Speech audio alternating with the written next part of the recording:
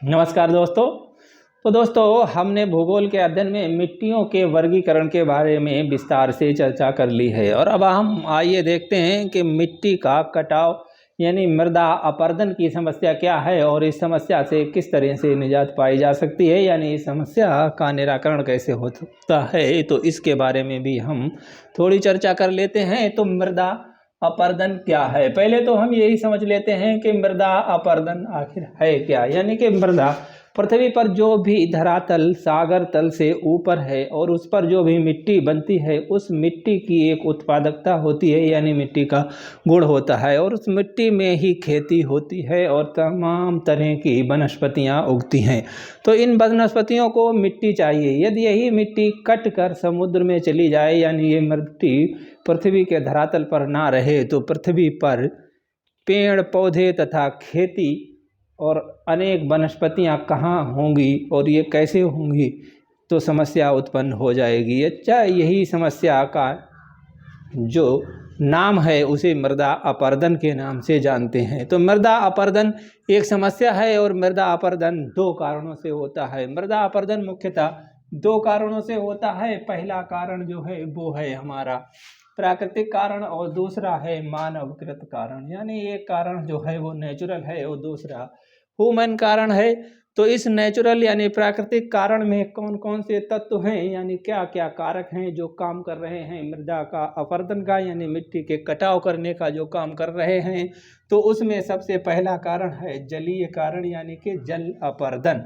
जल अपरदन वह कारण है जो कि पृथ्वी पर पानी बरसता है, यानी ऊपर से जो पानी बरसता है तो पानी की बूंद जैसे ही मिट्टी पर गिरती है तो वो बूंद उस मिट्टी को प्रभावित करती है, यानी मिट्टी में कुछ कटाव उत्पन्न कर देती है और जैसे ही वो मिट्टी का कटाव होता है उसे मृदा का अपरदन जलीय अपरदन के नाम से जानते हैं। तो जलीय अपरदन ये 3-4 प्रकार का होता है। तो इसमें सबसे पहला प्रकार है कि जब बूंद ऊपर से गिरती है तो उस बूंद द्वारा अपरदन किया जाता है, यानी बूंद द्वारा अपने स्थान पर ही मिट्टी को कुछ इधर उधर कर दिया जाता है। उसके बाद में जब ये मिट्टी पूर्णतया इस मिट्टी में पानी भर जाता है, फिर पानी बरसता है, तो ये मिट्टी की चादर जो होती है एक चादर के रूप में इस क्षेत्र में मिट्टी का इरोजन होता है, यानी मिट्टी यही चादर के रूप में बहती है ऊपर से हल्की सी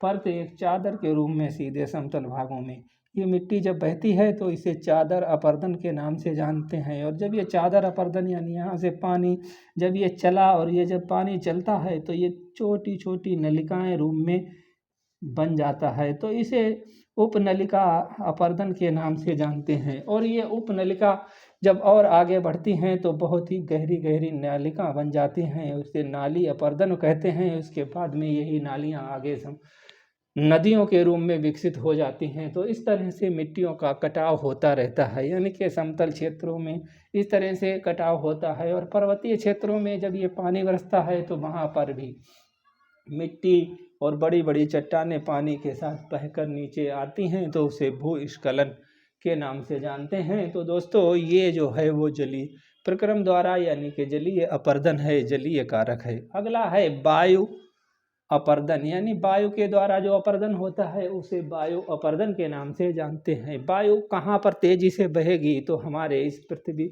पर जहाँ रेगिस्तान है वहाँ पर वायु बहुत तेज बहती है और बहुत तेज बहने के साथ साथ ही उस रेगिस्तान के इलाके में अपने साथ जो बालू के महीन महीन कण होते हैं उन कणों को उड़ा कर ले जाती है, जिससे कि मृदा का अपरदन होता है। और ये बालू के कण एक स्थान से दूसरे स्थान पर चले जाते हैं तथा कभी कभी तो ये बहुत बड़े रेत के टीले जो होते हैं वो आगे की तरफ बढ़ते रहते हैं। और ये रेत के टीले जब आगे बढ़ते हैं तो ये उपजाऊ भूमि को यानी मरुस्थलों में पाए जाने वाले जो छोटे छोटे मरुद्यान होते हैं उन मरुद्यानों को भी कभी कभी ये रेत के टीले दबा देते हैं और वहाँ पर बहुत ही उनसे नुकसान होता है। तो दोस्तों, इस तरह से ये वायु अपरदन होता है। अगला है हमारा हिमानी अपरदन। पृथ्वी पर बहुत सी जगह ऐसी हैं जहाँ पर बर्फ़ ढका हुआ है और ये बर्फ़ उच्च अक्षांशों में या के ऊंचे स्थानों पर होता है, यानी कि ध्रुवों की साइड में होता है या फिर पहाड़ों की चोटियों पर होता है। तो ध्रुवों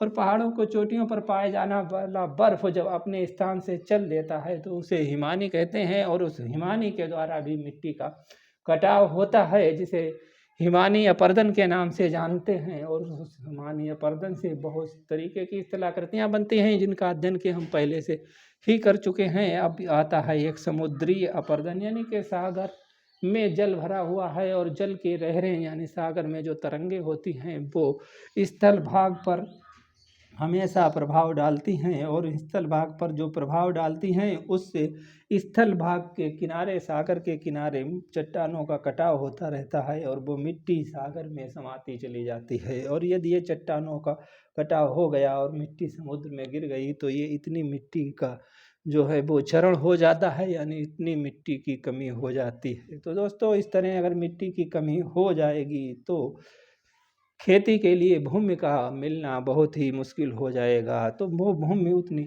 मिट्टी से कमी हो जाती है और उस पर होने वाले उत्पादन में भी कमी हो जाती है। तो दोस्तों, ये तो रहे हमारे प्राकृतिक कारण और इन प्राकृतिक कारणों का निवारण हम कर सकते हैं। उसके लिए हमें जलीय जो साधन हैं उन पर उसके अनुसार हमें काम करना चाहिए। जैसे कि अगर हमारा ये जलीय साधन से अगर कटाव होता है तो हमें उन खेतों में इस कटाव को रोकने के लिए क्या करना चाहिए, खेतों के किनारे किनारे जो है वो मेड़बंदी करा देनी चाहिए जिससे कि ये कटाव ना हो। और नाली का कटाव जब होता है तो नालियों को बांध देना चाहिए जिससे कि ये कटाव कम हो।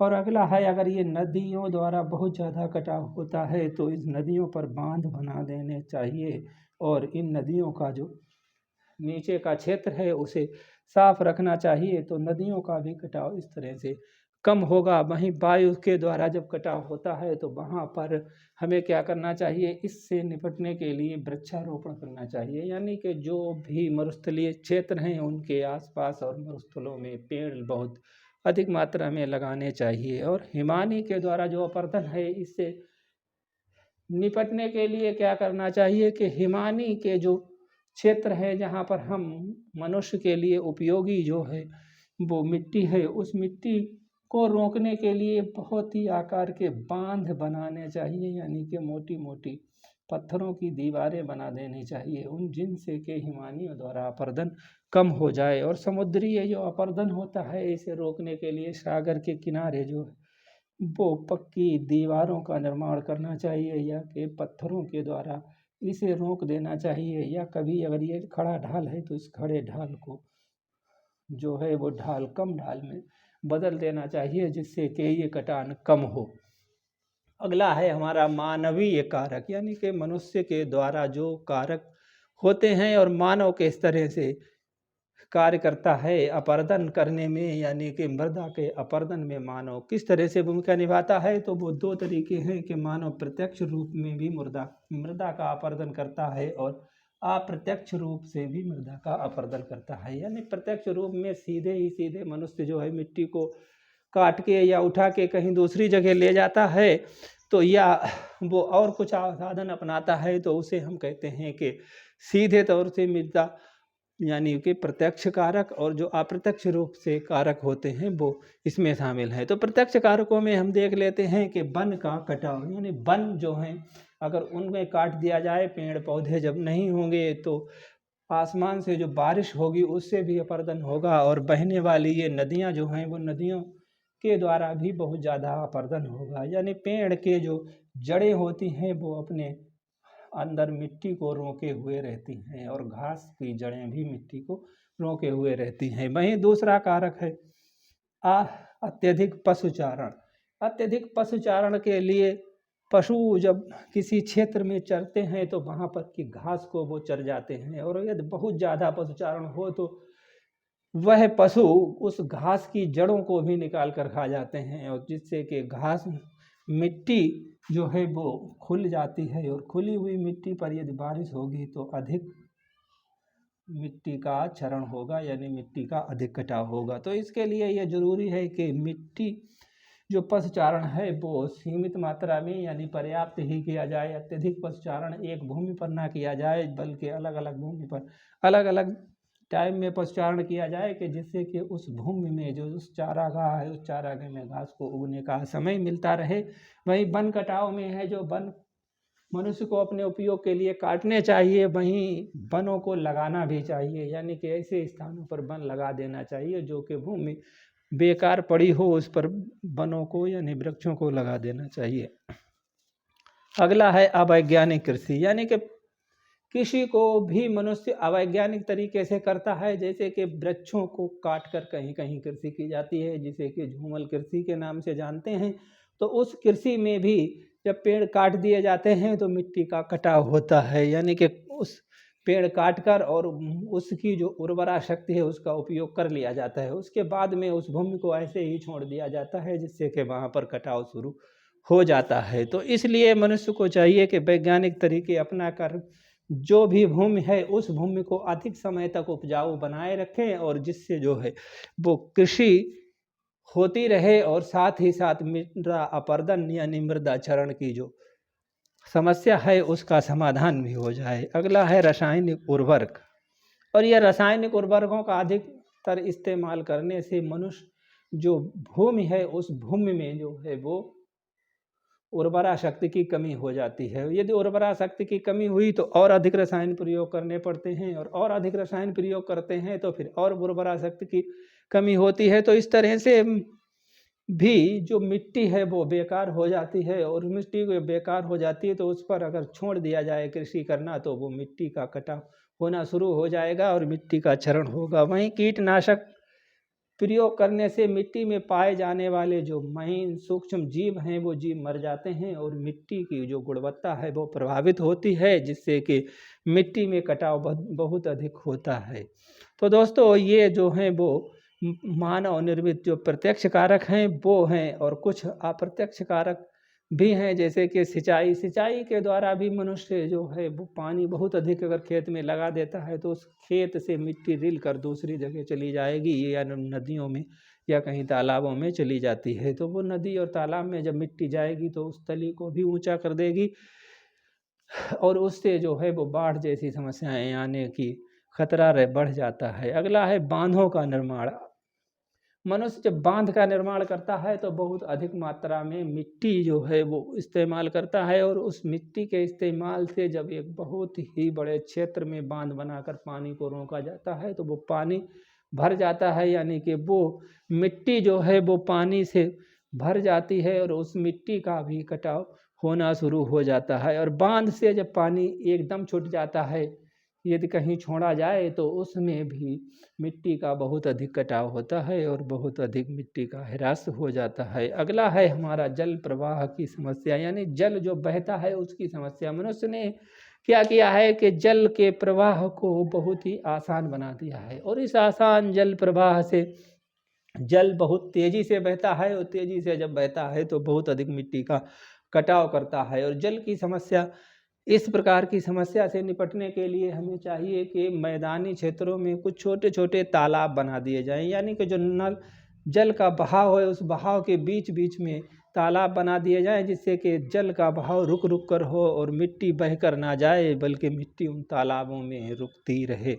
अगला है हरित क्रांति। हरित क्रांति जब हुई है तो मनुष्य ने खेती करना बहुत ही तेजी से प्रारंभ किया है, और इस बहुत तेजी से प्रारंभ खेती में मनुष्य ने जो है वो वृक्षों को बहुत ही अधिक नुकसान किया है, और कई तरीके का जो रासायनिक उर्वरकों का भी इस्तेमाल किया है। तो इस हरित क्रांति से भी मनुष्य कभी तो एक ही भूमि पर एक ही तरीके की फसल उगाता रहता है, जिससे कि उस क्षेत्र की जो मिट्टी है उसका क्वालिटी भी खराब हो जाती है और उस मिट्टी का क्षरण भी हो जाता है। अगला है नगरीयकरण। नगरीयकरण से जो है वो मिट्टी का बहुत अधिक विदोहन होता है, यानी नगर में जैसे कोई नगर का निर्माण होता है तो उस नगर में सड़कें भी बनाई जाती हैं। सड़क बनाई जाएगी तो उस नगर में जो मकानों का निर्माण होगा वो बहुत ही ऊंचे ऊंचे मकान होते हैं। इन मकानों को बनाने के लिए मिट्टियों की ज़रूरत होती है, और उस मिट्टी और ईंट के बनाने के लिए भी मिट्टी की ज़रूरत होती है। मकान ईंट से ही बनाए जाएंगे और मिट्टी से, तो वो कहीं ना कहीं से मिट्टी खोद कर और लाई जाती है, जिससे कि वो नगर के जो हैं वो मकान बनते हैं। और इन मकानों के बनने से जो है कहीं दूसरी जगह पर मिट्टी की डायरेक्टली खुदाव होता है और मिट्टी का बहुत ही अधिक जो है वो मनुष्य के द्वारा मिट्टी का अपरदन किया जाता है। अगला है औद्योगिकरण। वहीं औद्योगिकरण जब होता है तो भी बहुत ज़्यादा मिट्टी की का अपरदन होता है, यानी कहीं उद्योग का विकास हुआ तो उस उद्योग के विकास के लिए या तो कहीं तालाब खोदना पड़ेगा या फिर कहीं पर बिल्डिंग बनानी पड़ेगी। तो जब बिल्डिंग बनाई जाएगी या कुछ क्षेत्र को ऊंचा किया जाएगा तो उस क्षेत्र को ऊंचा करने के लिए भी कहीं दूसरी जगह से ही मिट्टी खोद के लाई जाएगी, जिससे कि मिट्टी का अपरदन होगा और मिट्टी जो है वो ह्रास हो जाएगा और मृदा की क्वालिटी जो कृषि योग्य भूमि है उसमें कमी आती रहेगी। अगला है खनन, यानी मनुष्य बहुत सी तरीके के खनन, कोयला, सोना, चांदी, इस तरीके से बहुत ही तरीके के खनन करता है और खुदाई करके बहुमूल्य चीज़ों को बाहर निकालता है, जिससे मिट्टी का जो है वो बहुत ही अधिक अपरदन होता है और इस अपरदन से भी मिट्टी का नुकसान होता है।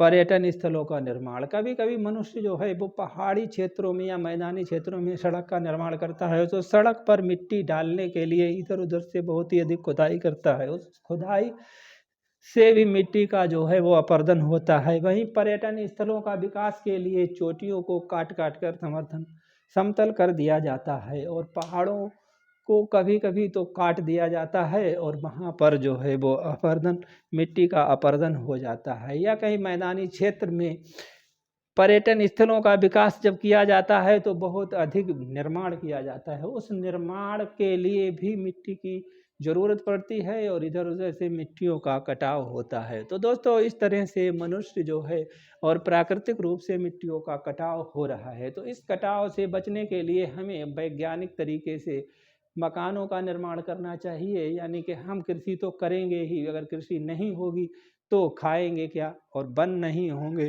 तो भी हमें जो है वो वनों से मिलने वाली इमारती लकड़ी नहीं मिलेगी। तो दोस्तों इस के लिए ज़रूरी ये है कि हम सोच समझ कर और वैज्ञानिक तरीके से खेती करें तथा वैज्ञानिक तरीके से ही वनों को अगर काटें तो वन उतने ही लगाते रहें। तो दोस्तों इस तरह से हम मिट्टी का संरक्षण कर सकते हैं। तो दोस्तों आज के लिए इतना ही, मिलते हैं अगले वीडियो में, तब तक के लिए जय हिंद।